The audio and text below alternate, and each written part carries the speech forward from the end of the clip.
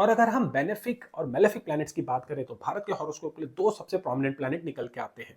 पहला शुक्र जो कि लगन का स्वामी है, और दूसरा राहु जो कि एक्सॉल्टेड है भारत के फर्स्ट हाउस में। देखिए 1969 में इसरो की स्थापना हुई। आजादी के बाद वो पहला ऐसा एक स्टेप भारत ने लिया था जो मॉडर्नाइजेशन की तरफ भारत का पहला कदम था, और ये हुआ था बुध की महादशा में, शुक्र की अंतरदशा में। उसके बाद 1989 में भारत की शुक्र की महादशा शुरू हुई 20 सालों के लिए, और शुक्र की महादशा और शुक्र की अंतरदशा में ही भारत ने अपनी इकोनॉमी के द्वार पूरी दुनिया के लिए खोले थे, और वहीं से ग्लोबलाइजेशन भारत में शुरू हुआ था।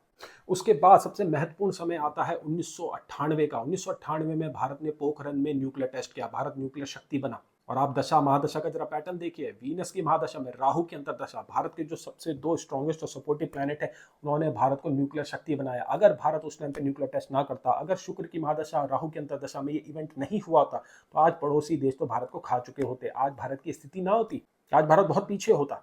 भारत की एडवांसमेंट में अटल बिहारी वाजपेयी द्वारा 1998 में किया गया पोखरण टेस्ट सबसे इंपॉर्टेंट है। यही वो इवेंट है जिसके इर्द गिर्द आज मॉडर्न भारत की जो है धुरी घूमती है। और अगर हम और डाइसेक्ट करना चाहें और देखना चाहें कि शुक्र ने भारत को क्या क्या दिया है, तो देखिए 2023 में भारत ने चंद्रमा के साउथ पोल पे लैंड किया। भारत की महादशा थी मून की और अंतरदशा थी शुक्र की। तो अगेन शुक्र ने भारत के लिए कुछ एक ऐसे ग्लोबल इवेंट्स क्रिएट किए हैं। अगर आप बाकी इवेंट्स को भी ट्रैक करेंगे तो आपको दिखेगा कि राहु और शुक्र ने भारत की प्रोग्रेस में बहुत इंपॉर्टेंट रोल प्ले किया है। और अगर बाकी बेनिफिट्स की बात करें तो भारत के लिए जो बेनिफिक प्लैनेट है वो है सैटर्न, क्योंकि वो योग कारक है, और दूसरा है बुध। इनफैक्ट भारत को आजादी शनि की महादशा, शनि की अंतरदशा में ही मिली थी। योग कारक की महादशा, योग कारक की अंतरदशा, और देश आजाद हुआ। अब अगर हम भारत का 9th हाउस देखें, जहां पे कैप्रिकॉर्न साइन राइज होता है, देखिए 9th हाउस लोकतंत्र का होता है, 9th हाउस देश के लीडर को भी दर्शाता है, 9th हाउस कल्चरल वैल्यूज का भी होता है।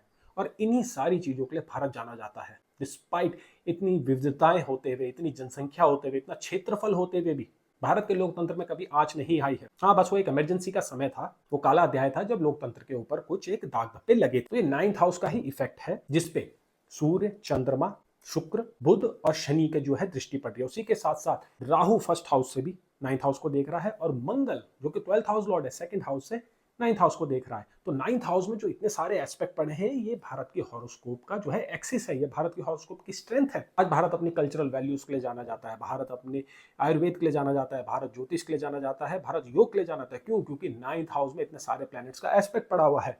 उसी के साथ साथ 9th हाउस मजबूत लीडरशिप को भी दिखाता है। तो हमारे जो करंट प्राइम मिनिस्टर है, जो मून की महादशा जो कि 2015 में शुरू हुई थी, ठीक उसी के समय इनका कार्यकाल शुरू हुआ। और उससे पहले इंदिरा गांधी, जो आयरन लेडी के नाम से जाने जाती थी, जिन्होंने बांग्लादेश को आजादी दिलाई, ऐसे स्ट्रॉन्ग लीडर्स ऐसे 9th हाउस से ही निकल के आते हैं। और अगर आप भारत के नवमांशा देखें तो नवमांशा भारत का बहुत ही बैलेंस्ड है। नवमांशा में आप सूर्य की पोजीशन देखिए, आप जुपिटर की पोजीशन देखिए, आप सैटर्न की पोजीशन देखिए, ये बहुत ही स्टेबल